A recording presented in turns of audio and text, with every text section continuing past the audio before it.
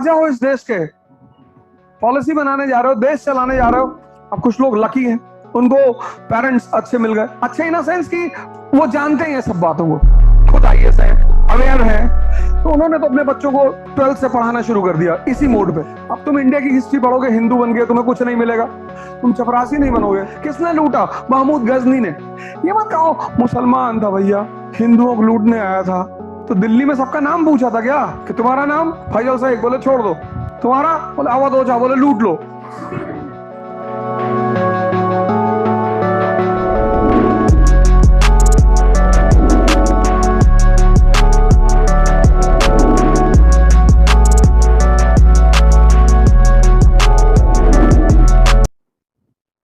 मेरा मानना यह है कि किसी चीज में अगर तुमको एक्सेल करना है, उसमें तुम पहले मजा डेवलप कर लो। एक बार जो चीज तुम करने जा रहे हो उसमें तुम्हें मजा आने लगा तो उसमें एक्सेल कर जाओगे। अब साइंस स्ट्रीम, कॉमर्स स्ट्रीम और ह्यूमैनिटीज स्ट्रीम में बहुत बड़ा फर्क है। साइंस में क्या है? मैथमेटिकल है, अप्रोच है। तुमको एनालाइज नहीं करना। न्यूटन के नियम में क्या एनालाइज करोगे? न्यूटन का नियम सीधा सीधा है, a body at rest will be at rest, a body in motion will be in motion until and unless external force is applied। बस आ गया समझ में, अब जिंदगी में कभी नहीं भूलेगा। कॉमर्स का भी अप्रोच मैथमेटिकल है, लेकिन ह्यूमैनिटीज का अप्रोच एनालिटिकल है। एनालिसिस को डेवलप करना पड़ता है। कैसे? ये बहुत बड़ा खेल होता है ह्यूमैनिटीज के सब्जेक्ट को पढ़ने के लिए, एनालिसिस करना होता है। अशोक का धम्मा, अशोक, अब पहली चीज इसकी टेरिटरी देखो, काबुल से कर्नाटका, ये इसकी टेरिटरी है और ये डाइवर्सिफाइड टेरिटरी है।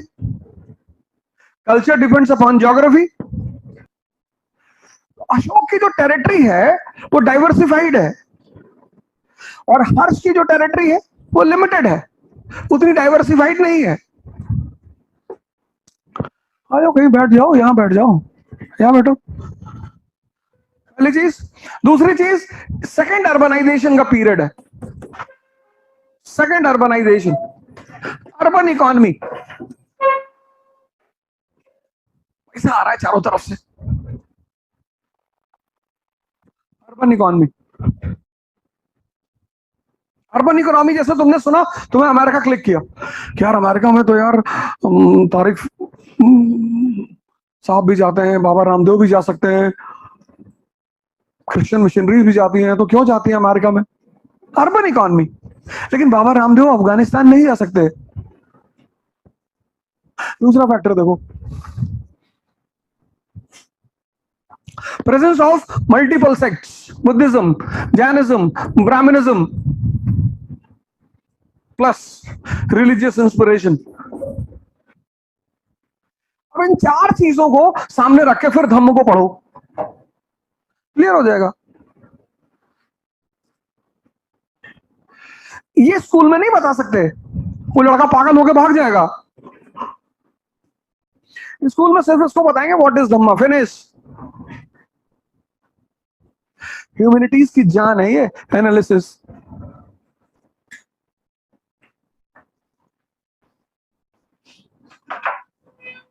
ये तुमको डेवलप करना पड़ेगा। अब कुछ लोग लकी हैं, बहुत लकी हैं, कुछ लोग बहुत लकी हैं, उनको पेरेंट्स अच्छे मिल गए। अच्छे इन सेंस, सबके पेरेंट्स अच्छे होते हैं, अच्छे इन सेंस कि वो जानते हैं ये सब बातों को, खुद आईएएस हैं या अवेयर है, तो उन्होंने तो अपने बच्चों को 12th से पढ़ाना शुरू कर दिया इसी मोड पे। जैसे तुम टीना दाबी का एग्जांपल ले लो, या तुम निशा अग्रवाल का एग्जांपल ले लो, दिल्ली यूनिवर्सिटी से पढ़ रही थी वो, तो उसको एटमॉस्फेयर ऐसा मिल गया। और चीजों को सीखने में टाइम लगता है। वो चाहे साइकिल सीखना हो चलाना, चाहे कार चलाना सीखना हो, तुम सीखने में बस टाइम लगेगा। तुम वो टाइम लगाना ही नहीं चाहते, कुछ लोग तो आते कहते हैं सर बस इसी साल देना है, इस साल आईएएस बनना है। हम भी कुछ नहीं कहते, जाओ बन जाओ। ये सब टाइम लगेगा सीखने में, पहले फाउंडेशन बनाना है, फिर एनालिसिस सीखनी है। न्यूटन के फर्स्ट लॉ में क्या एनालिसिस करोगे? वहां कुछ एनालिसिस करना है नहीं, लेकिन यहां तो करना है ना। तो जो आदमी आईएएस की तैयारी करने जा रहा है उसको पहली चीज क्या करना है? अपने बेसिक्स, जहां पे वो ह्यूमैनिटीज को छोड़कर आया है वहीं से उसे शुरुआत करनी है। दूसरी चीज क्या डेवलप करनी है? Analytical power.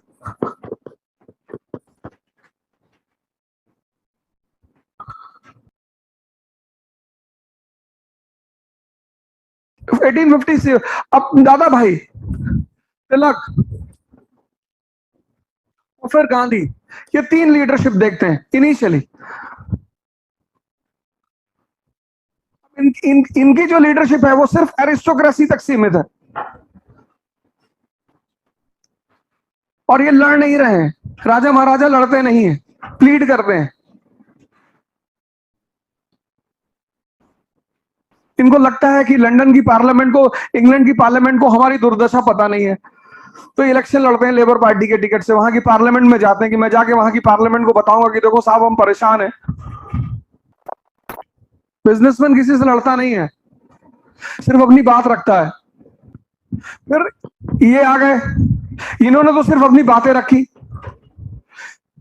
इन्होंने कहा रेजिस्टेंस, लड़ाई नहीं, रेजिस्टेंस, हमारी बात नहीं मानोगे हम रेजिस्ट करेंगे। रेजिस्टेंस, लड़ाई नहीं। इनके साथ एरिस्टोक्रेसी भी है, मिडिल क्लास भी है। इनका सक्सेस ये है कि इन्होंने वर्किंग क्लास में पेनिट्रेट कर दिया, बस यहीं पे नेशनल मूवमेंट मजबूत हो गया, जवान हो गया। यहां पे वो इन्फेंट है, यहां पे वो बच्चा है, यहां पे वो यूथ में आ गया। अब कहता कंप्लीट इंडिपेंडेंस दे दो। कराची सेशन 1931, अब उसका गोल ही बदल गया। यहां 10 लोग साथ में खड़े हैं, यहां 1000 लोग साथ में खड़े हैं, यहां 2 लाख लोग खड़े हैं। अब डिमांड बदलेगी ना, तो ये जो डेवलपमेंट ग्राफ है ये कैसे चल रहा है, कैसे? तुम इंडिया के पॉलिसी मेकर्स हो। भाई क्रीमी लेयर का कॉन्सेप्ट 1950 में था? नहीं था। फिर गवर्नमेंट को लगा कि यार अननेसेसरी बेनिफिट सबको क्यों दे, तो एक क्रीमी लेयर का कॉन्सेप्ट ले आई। तो तुम्हें जानना चाहिए ना क्यों लाई, कब लाई। अब तुम इंडिया की हिस्ट्री पढ़ोगे, हिंदू बन गए, तुम्हें कुछ नहीं मिलेगा। तुम चपरासी नहीं बनोगे, तुम मुसलमान बन के पढ़ोगे, तुम ब्राह्मण बन के पढ़ोगे, तुम दलित बन के पढ़ोगे, तुम पंडित नेहरू को पढ़ोगे तो तुम्हें लगेगा ये तो ब्राह्मण है यार, रिश्तेदार है हमारे। तुम राजा हो इस देश के, पॉलिसी बनाने जा रहे हो, देश चलाने जा रहे हो। तो अब सेकंड पेपर का, तुम सेकंड पेपर को पढ़ने को 2 पार्ट में डिवाइड कर दो, एक बेसिक्स का पार्ट, एक एडवांस पार्ट। ऐसे के लिए रुक जाओ, ऐसे के लिए रुक जाओ, जंप मत करो, कूदो फांदो मत, भागो मत कहीं। अब हिस्ट्री तुम पढ़ लो छोटी छोटी किताबों से, क्लास 6 की NCERT Romila Thapar ancient India, एक पिक्चर आ जाएगी तुम्हारे सामने। पहले एक पिक्चर तो फ्रेम तो बना लो। 7th की मेडिवल इंडिया पढ़ लो, पुरानी वाली। 8th की मॉडर्न इंडिया, फ्रेम। अब तुम्हारी उम्र 20 साल और पढ़ रहे हो तुम 8th की एनसीईआरटी, समझ में नहीं आएगी? आएगी कि नहीं आएगी? एकदम आएगी।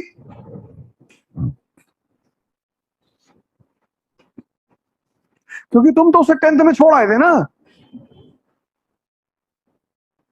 फिर जब पहला चैप्टर तुम ओपन करो, 18th सेंचुरी इंडिया, ऊपर लिखो कि ये चैप्टर मुझे बताएगा कि 18th सेंचुरी इंडिया कैसा था, इकोनॉमी कैसी थी, पॉलिटी कैसी थी, सोसाइटी कैसी थी, फिर उसकी पिक्चर बनाओ पहले चैप्टर में। हर चैप्टर की एक पिक्चर बनाओ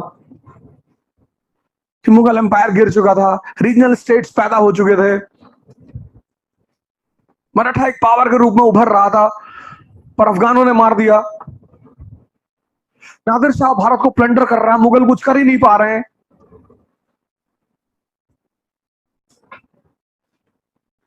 महमूद गजनी, तैमूर लेम और नादिर शाह। तो तुम्हारे घर में कोई कब घुसेगा? जब तुम्हारा घर कमजोर होगा, प्रॉस्परस और कमजोर। तो भारत 1000 AD में कमजोर था लेकिन प्रॉस्परस था। किसने लूटा? महमूद गजनी ने। तो लिख लो प्रॉस्परस पर कमजोर। ये मत कहो मुसलमान था भैया, हिंदुओं को लूटने आया था। तो दिल्ली में सबका नाम पूछा था क्या कि तुम्हारा नाम? फैजल शेख, बोले छोड़ दो। तुम्हारा? बोले अवध ओझा, बोले लूट लो।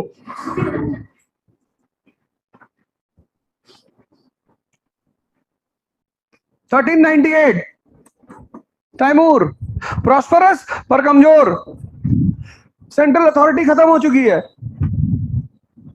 1739 प्रॉस्परस पर कमजोर, सेंट्रल अथॉरिटी खत्म हो चुकी है। इसका फायदा, इसके बैकग्राउंड में कौन सा फायदा हुआ? Turkish state, Delhi sultans.